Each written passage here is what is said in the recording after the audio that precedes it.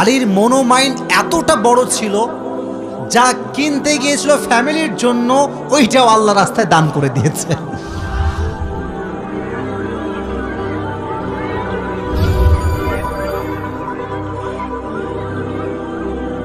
একটা অবাক করা হাদিস শোনায়। ফাতেমা এমন একজন বউ ছিলেন যিনি তার স্বামীর কাছে কোনো আবদারি করতেন না, কোনো কিছু চাইতেন না। তো একদিন স্বামী আসছে, আলী এসে বলছে, এই ফাতেমা, তুমি আমার কাছে কোনো কিছু চাও না কেন? কিচ্ছুই চাও না, আমি চাই তোমাকে দিতে, তুমি নিতেই চাও না। আজকে তুমি এমন একটা কিছু চাইবা যেটা খাওয়ার জিনিস হবে, আমি তোমাকে নিয়ে এসে খাওয়াবো, আমি তোমাকে নিয়ে এসে। তো ফাতেমা বলছেন, না দরকার না। কি দরকার? থাক না, কোনো প্রয়োজন নাই। তো আলী আজকে নাসর বান্দা, না আমি খাওয়াই ছাড়বো আজকে, বলো কি খাবা। তো চাওয়ার একটা লিমিটেশন আছে। উনি বললেন, আমার কিচ্ছু লাগবে না, জাস্ট বাজার থেকে একটা আনার নিয়ে আসবেন। কি নিয়ে আসবেন? তো আলী রাদিয়াল্লাহু তাআলা আনহু বলছে, ঠিক আছে যাও, আমি যাচ্ছি, তোমার জন্য নিয়ে আসবো একটা আনার। বের হয়েছেন নেওয়ার জন্য। এই মনোযোগ দিয়ে শুনবেন হাদিসটা, খুব মনোযোগ দিয়ে। বাজার থেকে একটা আনার কিনেছেন, কিনে যখন বাসায় ব্যাক করবেন, হঠাৎ করে একজন গরিব মানুষ আসছে, সে বলছে, আলী, আজ 3 দিন যাবত আমার পেটে কোনো খানা নাই, আমি বড় হত দরিদ্র মানুষ, খুবই ক্ষুধার্ত মানুষ, তুমি কি আমাকে কিছু খাওয়াতে পারবা? আলী রাদিয়াল্লাহু তাআলা আনহু এতটা দান করার মেন্টালিটি ছিল, এতটা ভালো মানুষ ছিলেন, বইয়ের কথা ভুলে গিয়েছেন, ওই আনারটাও আল্লাহর রাস্তায় দান করে দিয়েছেন। তো যখন আনার মানে হচ্ছে ডালিম, ডালিম, ডালিম। ও আচ্ছা, না বুঝলে বলা যাবে, কোনো সমস্যা নাই। আনার মানে হচ্ছে, নগরে ডালিম আছে না নাই? তোমাদের নগরে একটা বড় বাজার আছে, বাজারটার নাম কি? ওখানে দেখবা রাস্তার বাম পাশে সবগুলো বসে না, ফলের সব দেখবা, অনেক অনেক অনেক আপনার আঙ্গুর রাখা আছে, বেদানা রাখা আছে, আছে না নাই? আপনারা বেদানাও বলেন, ডালিমও বলেন। আচ্ছা, তো উনি দান করে দিয়েছেন। তো যখন দান করে দিয়েছেন, হঠাৎ করে মাথায় আসছে, তো কার জন্য ছিল? ফাতেমার জন্য। বলেন, কার জন্য ছিল? তো মনটা খারাপ যে জীবনে বউ একবার চাইলো, তাও খাওয়াইতে পারলাম না, মানুষকে দিয়ে দিলাম। বাসায় আসছে, মনটা খুবই খারাপ। তো বউয়ের ভালোবাসা কাকে বলে খুব ভালো করে বুঝবেন। আলী যখন গেটটা খুলেছে, ফাতেমা যখন আলীর চেহারার দিকে তাকাইছে, বলছে, আলী, নিশ্চিত তুমি আমার বেদনা, আমার ডালিম তুমি আল্লাহর রাস্তায় দান করে দিয়েছো। সুবহানাল্লাহ পড়ে। তো বলছে ফাতেমা, আসলেই তাই, আমি দান করে দিয়ে আসছি। তো বলছে, আলী, তুমি যদি আমার জিনিসকে আল্লাহর রাস্তায় দান করে খুশি হও, আমি ফাতেমা তাতেই খুশি হয়ে গেলাম। অবাক করা বিষয় দেখেন, হঠাৎ করে একজন মানুষ বাসার গেটে নক করেছে, এই কেউ কি আছে বাসায়? গেট খুলেছে, তো দেখছে গেটের বাইরে দাঁড়িয়ে আছে একজন সাহাবী, তার নাম হচ্ছে সালমান ফার্সি। তার নাম কি? এদিকে পেছনে কিয়ামত হয়ে যাক, তোমরা আমার দিকে তাকাও। তার নাম কি? সালমান ফার্সি। বলছে, কি হয়েছে আপনার, হঠাৎ করে আপনি আমাদের বাসায় আসছেন? বলছে, নবীজি তোমার জন্য 9টি আনার হাদিয়া পাঠিয়েছেন। আপনার সুবহানাল্লাহ পড়তে পারলেন না? কয়টি আনার? আরো জোরে। তো আলী বলছেন, নো, এটা আমার না, এটা আমার হতে পারে না। সালমান ফার্সি বলছে, কেন? এটা তোমার জন্য পাঠিয়েছে। আলী বলছে, ভালো করে চেক করো, এটা আমার জন্য হতে পারে না। বলছে, কেন? বলছে, আল্লাহ তাআলা কোরআনে বলেছেন, মান জাআ বিল হাসানাতি ফালাহু আশরু আমসালিহা, যে আল্লাহর রাস্তায় একটা দিবে, আল্লাহ তারে 10 গুণ বাড়ায় দিবে। তাহলে আমার তো 9টা হবে না, আমার হবে কয়টা? তো সালমান ফার্সি এই কথা শুনে আবার পকেটে হাত দিয়েছে, হাত দিয়ে আরেকটা বের করেছে, বলছে, নবী তোমাকে 10টাই দিয়েছে, আমি জাস্ট পরীক্ষা করছিলাম। সুবহানাল্লাহ পড়ে। তো চাইলেও একটা ভালোবাসা লাগে, আর যে আল্লাহর রাস্তায় দান করে তার আরো বেশি বাড়ায় দেয়। একজন আওয়াজ দিয়ে বলে, তিনি কে? আর একটা রেওয়ায়াত বলি, একদিন ফাতেমা রাদিয়াল্লাহু তাআলা আনহা সুতা বিক্রি করলেন। কি বিক্রি করলেন? সুতার দাম হচ্ছে 6 দিরহাম। কয় দিরহাম?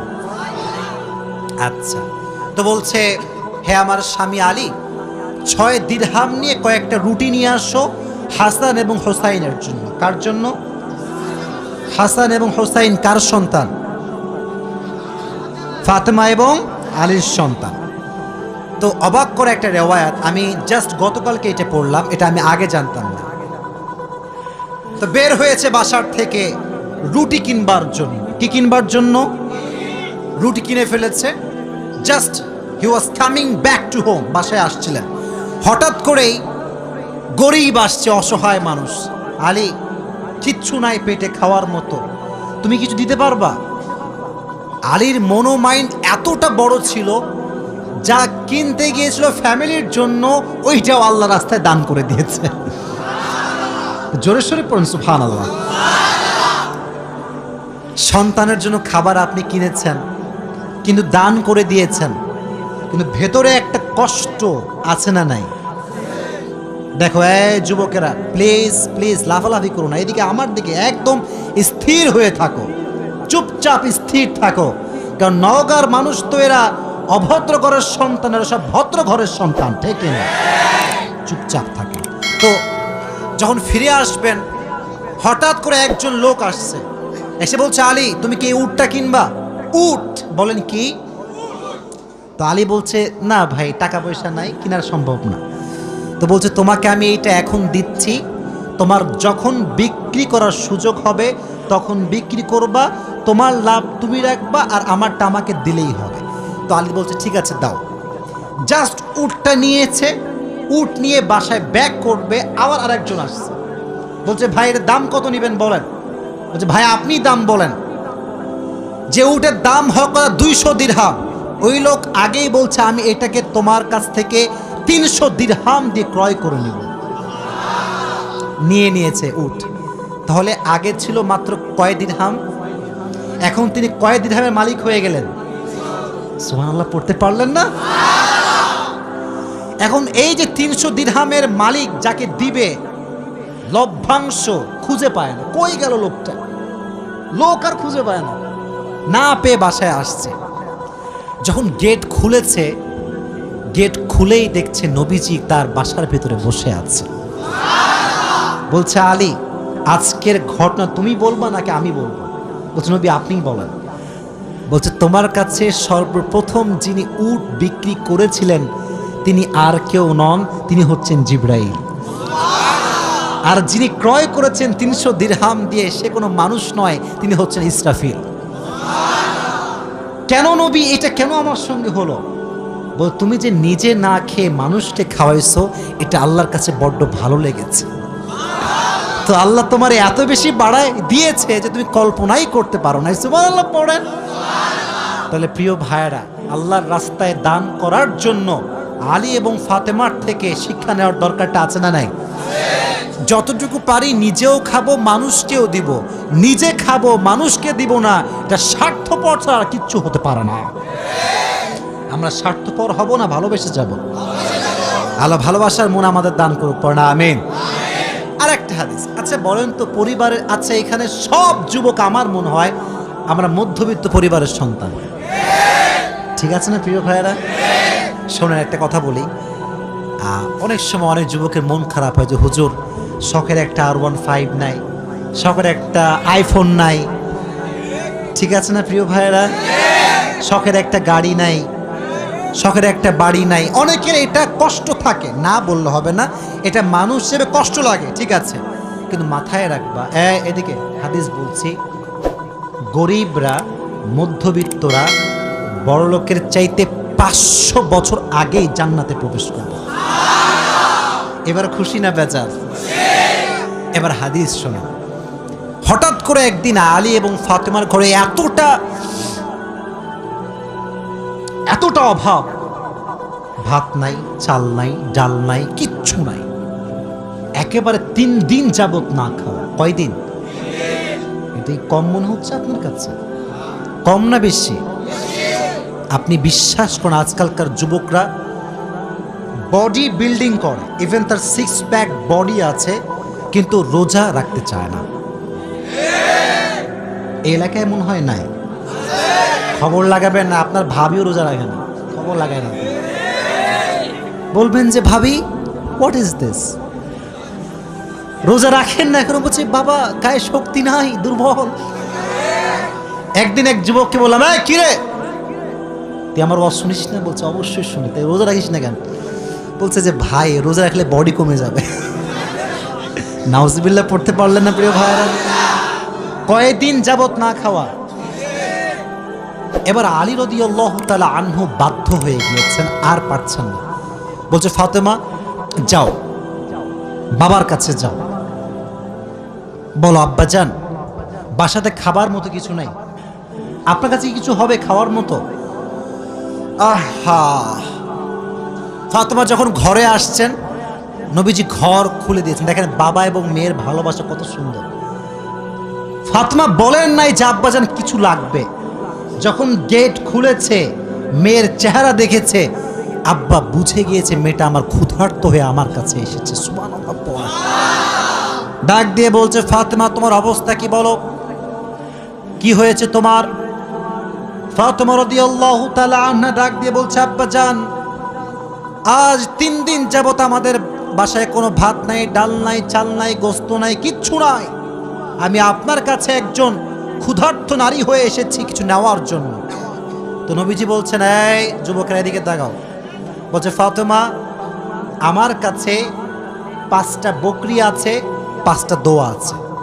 5টা বকরিও আছে, 5টা ধামরাটের ভাইরা 5টা দোয়া আছে, 5টা বকরি আছে। তুমি কোনটা নিতে চাও? which one you wanna select? তো ফাতেমা বলছে নবী হে আমার বকরি লাগবে না, আমাকে দোয়া শিখাই দিলেই হবে। পরীক্ষায় পাস। দোয়াটা আমার সঙ্গে সবাই পড়েন, সকলে আমার চোখে চোখ রাখেন, সবাই পড়েন ইয়া আউয়ালাল আউয়ালিন, ইয়া আখিরাল আখিরিন, ইয়া যাল কুওয়াতিল মাতিন,